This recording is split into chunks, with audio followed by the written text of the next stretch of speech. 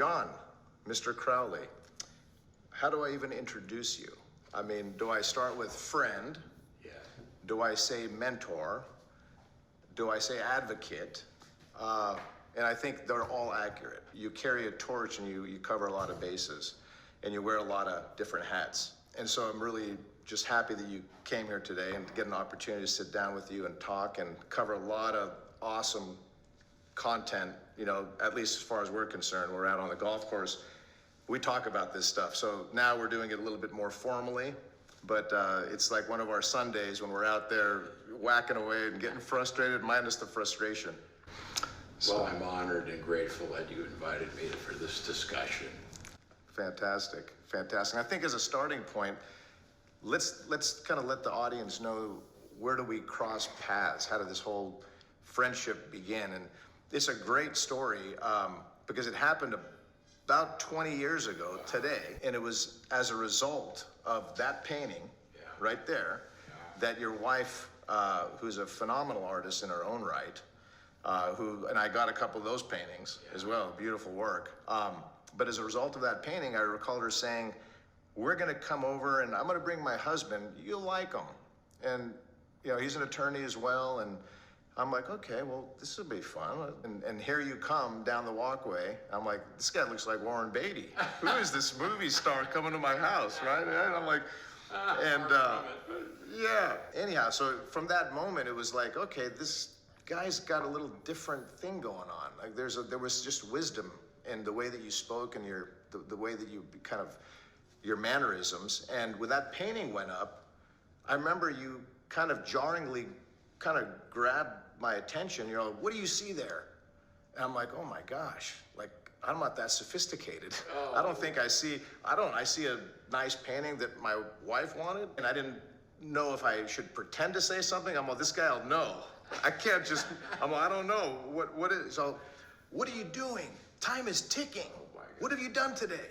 And I'm like, are you talking to me or is that the painting? I was thinking I'm getting scolded, and that's what and it's entitled Fleeting Moments, right? And so as time has gone on, it's take on meaning. That is, it's so interesting because I'm looking at this painting and I know you were an athletic, and being an athlete, you have to be disciplined. Yeah. And you make a commitment. I'm going to do this. So this painting spoke to me, and I basically asked the question, this guy's looking at you and he's saying to you, did you get your job done today? Did you do what you said you were going to do? Wow. Did you bring back the results that you promised, or did you bring back excuses? Wow. So that's what that told to me, and it just came right out. Wow. And when I said that to you, I know it landed. It landed. You went, oh my God. So then my question was, if that speaks to you every day, did you do your job? Wow. Did you do what you said you're going to do? What's the value of that painting? It's incalculable. It's incalculable, yeah. And you've kept that up here for 20 years. Yeah, 20 years. And when you know, I saw the photo of what we're doing, yeah. I saw the picture, I go, oh my God. Wow. He's just asking the question. He's looking at you. He's going, did you get it done? Yeah. Did you get it done? Who's in charge, Alan? Who's in charge? Yeah. I mean, I ask that question now every time I come out of the room and I'm walking down the hallway, I see that. And from that day till now, you know, it's been one of the things that I think keeps me on track. I mean, there are a number of things. You have responsibilities in life to keep you on track, right? There's a number of things. If you're off track, you'll find out really quick.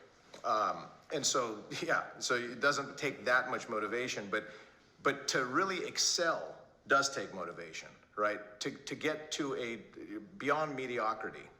And I think that's where the message really resonates, which is like, how far can you push? So I'm not just talking about survival and duties.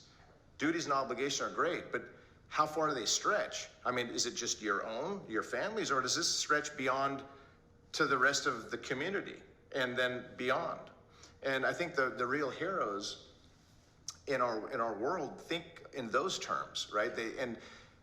It's a difficult place to get to, I think, when you're young. It's kind of takes a maturity and a perspective that if you don't have your house in order, there's no way you can even see it. But I think as you know, you kind of cross the 50s, I think most people are settled enough to start to recognize they're not the center of the universe, and there's a calling, as you put it in your book, which we'll talk about, and we got to answer the call.